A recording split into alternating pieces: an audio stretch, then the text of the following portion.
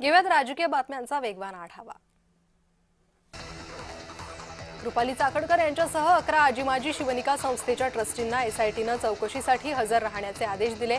रुपाली चाकणकर नाशिकमध्ये जबाब नोंदवण्यासाठी येतात का याकडे लक्ष असेल तर याआधी चाकणकर यांनी आजारपणाचं कारण देत चौकशी टाळल्याची माहिती आहे। भोंदू अशोक खरातची सलग 13व्या दिवशी एसआयटी कडून चौकशी सुरू आहे। जप्त केलेल्या मोबाईलमधील डेटावरून तपासाला वेग आलाय। कॉल रेकॉर्ड, चॅट्स आणि आर्थिक व्यवहारांची सखोल छाननी सुरू आहे। तपासातून नवीन धागेदोरे हाती लागण्याची शक्यता आहे। अशोक खरातचा सीए ललित पोफळेवर आर्थिक गैरव्यवहाराचे आरोप करण्यात आले। पुण्यातील उच्चभ्रू कोरेगाव पार्क परिसरात पोफळेचे तब्बल 18 रो हाऊस असल्याचं उघड झालंय। या मालमत्तेची किंमत 150 कोटीहून अधिक असल्याचं बोललं जातंय। ललित पोफळेकडे इतका पैसा कुठून आला असा प्रश्न उपस्थित केला जातोय। आमदार अर्जुन खोतकरांना मोठा दिलासा मिळालाय।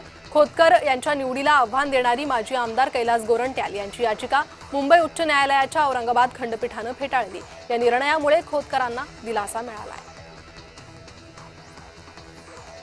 एका वाढदिवसाच्या कार्यक्रमात आदित्य ठाकरेंच्या उपस्थितीचं राजकारण केलं जात असल्याचा आरोप अखिल चित्रेंनी केला। कार्यक्रमाला सर्व पक्षांचे नेते आणि मंत्री उपस्थित असतानाही केवळ आदित्य ठाकरेंनाच टार्गेट केलं जात असल्याचं त्यांनी म्हटलंय। गेल्या 2 दिवसांपासून सुरू असलेल्या या वादाला त्यांनी सुनियोजित मीडिया ट्रायल असं संबोधलंय। एकनाथ शिंदे पक्षातील काही नेत्यांवर नाराज असल्याची सूत्रांची माहिती आहे। शिवसेनेच्या 2 मंत्र्यांवर कारवाईची शक्यता असून केसरकरांसह 2 मंत्र्यांवर नाराजी असल्याची माहिती आहे। आगामी काळात मंत्रिमंडळात फेरबदल होण्याची शक्यता आहे। भाजप खासदार निशिकांत दुबे यांना नाशिक न्यायालयाची नोटीस।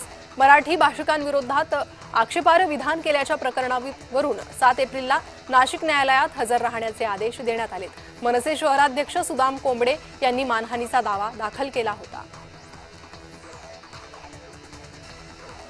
सोलापूरमध्ये अमित ठाकरेंनी नुकसानीची पाहणी केली आहे। गारपीट आणि अवकाळी पावसामुळे मोहोळ तालुक्यातील पापरी गावात फळबागांचं नुकसान झालं। अमित ठाकरेंनी शेतीच्या नुकसानीचा आढावा घेत सरकार दरबारी प्रश्न मांडण्याचं आश्वासन शेतकऱ्यांना दिलंय।